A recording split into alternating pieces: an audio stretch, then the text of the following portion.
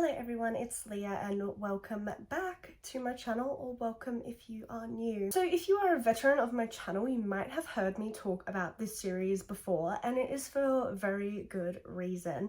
And I'm here to talk to you about it again today because the third book in the amazing Illborn saga by Daniel T. Jackson is set to be released on the 28th of February.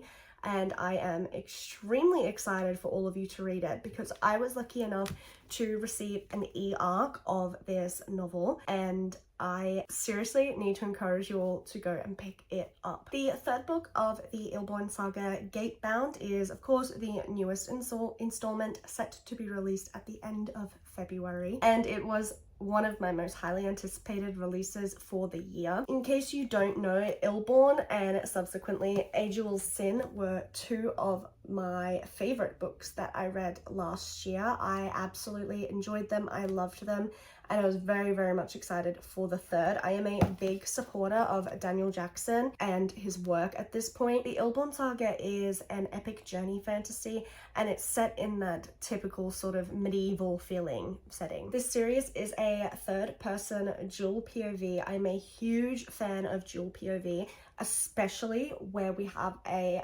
wide variety in the cast of characters, how they behave, their beliefs, and I feel like the Illborn saga does it best. The cast of characters I all really enjoy. We have 4 characters who we follow. Orion, Alana, Corin, and Liana are all from very different backgrounds across this fantasy world that we are living in. Orion is from a noble family. Alana is the daughter of a prostitute. Liana is from a very devout family and she wants to become a priestess of her faith.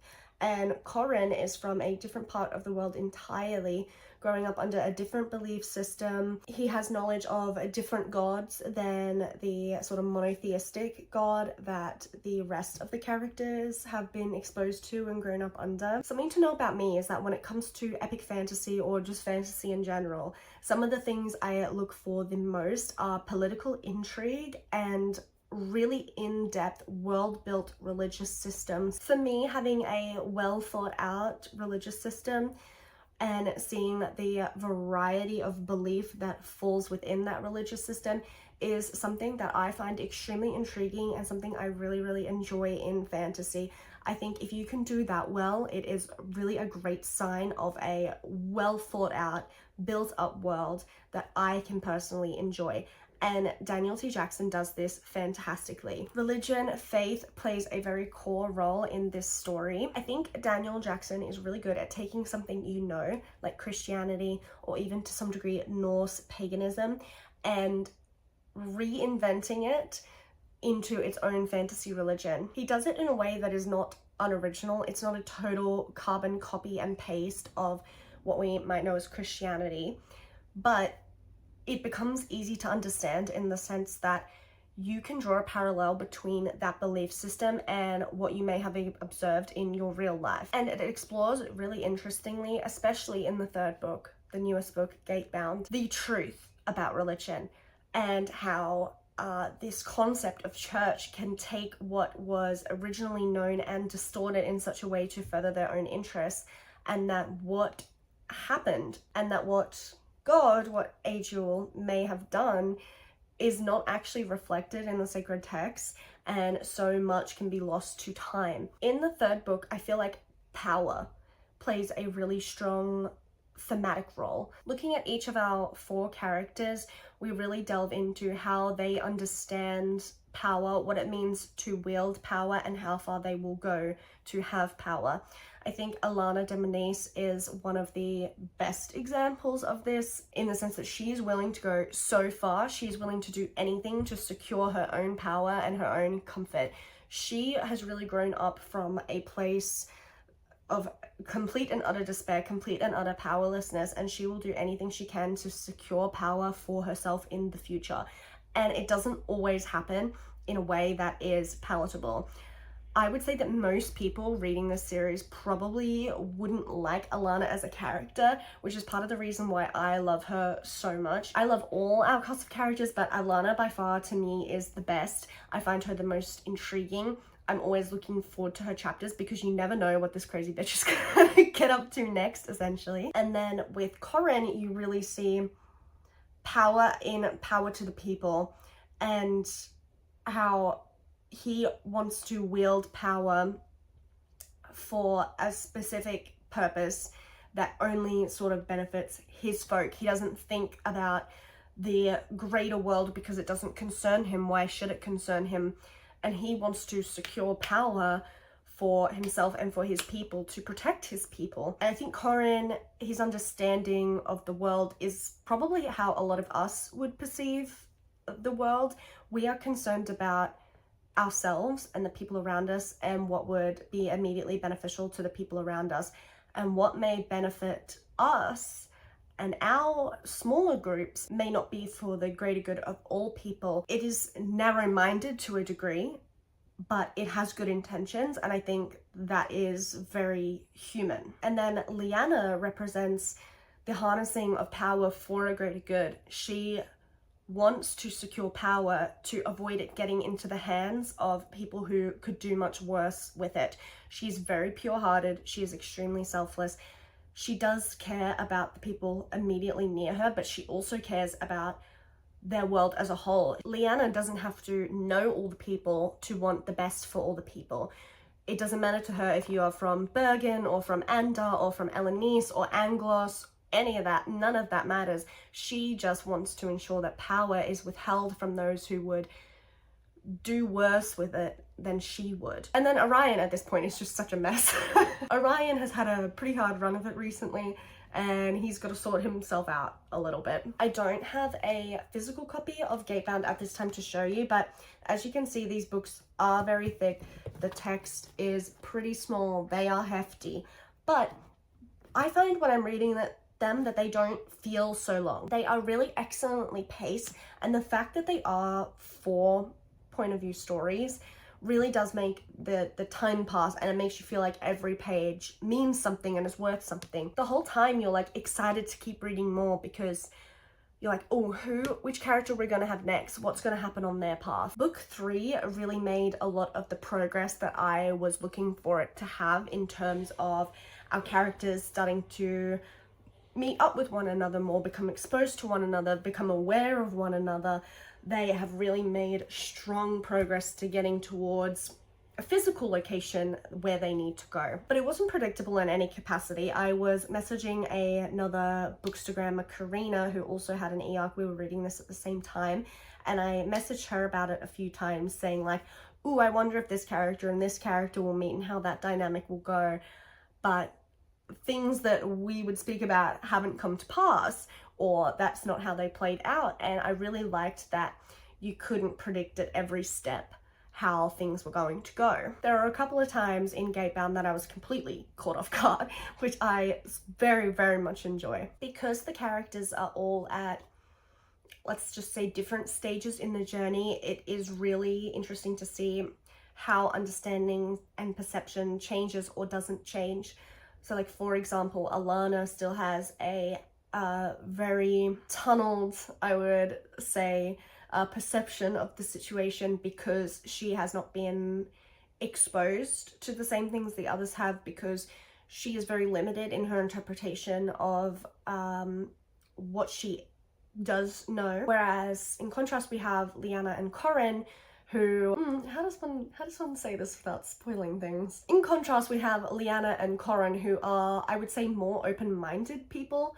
They are kinder people. Corin and Liana are further along in their journey of enlightenment, I guess is the best thing I can say, than Orion and Alana are. And we're beginning to see them see the situation in a very different way than Alana and Orion have. And the story is really interesting because there are so many different varieties of challenges that these characters are faced with. We have the church, we have other external tribes and forces getting in the way.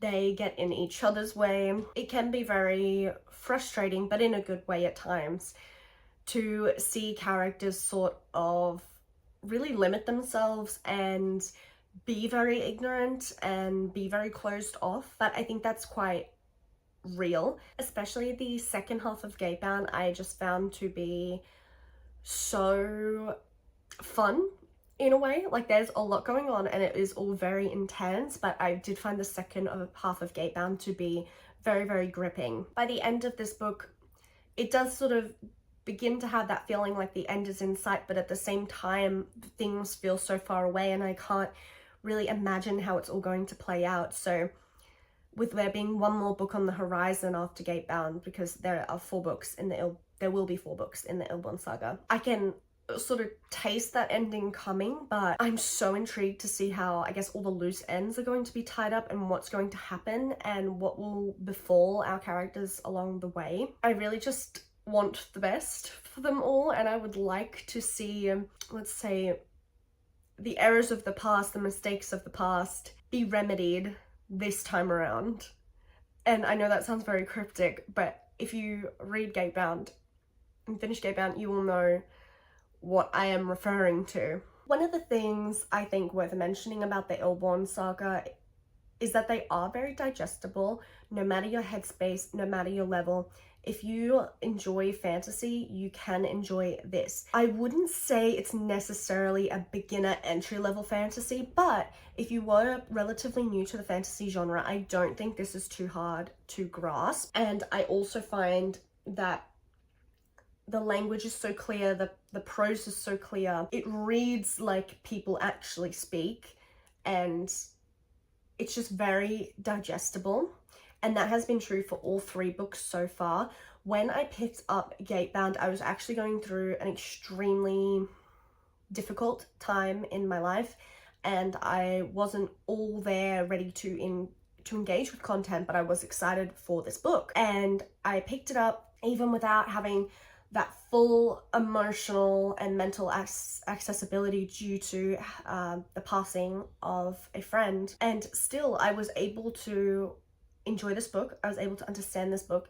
I never felt like, oh, it's futile me reading this right now because I don't have the mental capacity to absorb this kind of content right now. Not at all. It doesn't have like this extremely high barrier of entry, and it's done so in such a way that feels like it feels appropriate. The language and the prose feels appropriate to, I suppose, the time period and the setting, but at the same time, you don't have to be some sort of genius to read it. It simultaneously feels time period appropriate and modern. The whole saga really is written with such a talent that you don't often see anymore. I think the nature of our world has changed so much, right? And it's so much more accessible to become an author now, especially with things like indie publishing, self-publishing. This sort of very commercialized, often fast fashion feeling approach to publishing these days means that for all that is good out there, there's a lot of trash that comes through as well. And the Illborn saga to me really feels like just something so beyond anything I have experienced in self and indie publishing. The saga truly is a marvel to me. I still can't even believe that it is indie published. It just reads so impeccably. I say that every time I talk about it, but it really is true. This could be published by Tor and you would not know the difference, right? And honestly, I'm surprised it's not a Tor imprint. The Illborn saga is sort of still a hidden gem, and it really wouldn't surprise me if this saga becomes one of the epic fantasy classics, and I really think that it is warranted and deserving of that attention. And so that's why I'll talk about this saga up, down, left, and right to anyone who will freaking hear me until I feel like this series hits the big time. All of that is just a really long-winded way, I suppose, of me saying that I really enjoyed Gatebound, and I was very grateful to be considered for the E-Arc because I very much enjoy this series and I love any opportunity to talk about it. So thank you so much, Daniel, for allowing me to be one of the first to enjoy your book. The whole saga has definitely been a 5-star for me so far, and Gatebound was no exception. I really, really enjoyed it. So make sure that you get diving into the saga if you haven't already, and make sure to purchase Gatebound by Daniel T. Jackson, being released at the end of February. It is available on Kindle and it is also available through the Broken Binding, so definitely go and check it out. I hope you guys enjoyed this structureless review and I look forward to seeing you all soon. Bye.